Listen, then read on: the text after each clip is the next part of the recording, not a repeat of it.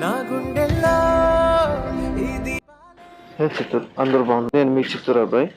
ఇంకా మన వీడియోలోకి వస్తే ఈరోజు దేని గురించి మాట్లాడుకున్నాం అంటే పులిగుండ గురించి పులిగుండ అనేది చిత్తూరు పీపుల్కి అందరికీ తెలిసే ఉంటుంది, కానీ out of states and districts వాటికి సరిగ్గా తెలియదు.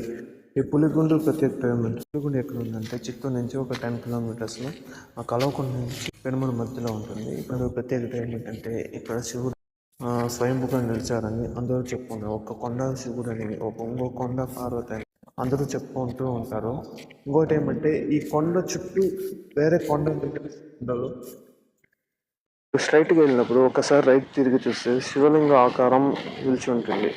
సాక్షాత్తు పరమేశ్వరే వచ్చినట్టు మీకు అనిపిస్తుంది. మీకు ఆ శివయ్య అనుగ్రహం వస్తే కానీ మీరు ఆ కొండ ఎక్కలేదని పెద్దవాళ్ళు చెప్తూ ఉంటారు. ఒక్కసారి ట్రై చేయండి, మస్ట్ విజిట్. గురించి పూర్తి వీడియో కావాలంటే పార్ట్ 2 అని కామెంట్ చేయండి, నేను ఫుల్గా ఎక్స్ప్లెయిన్ చేస్తాను. ఓకేనా? Okay, thank you.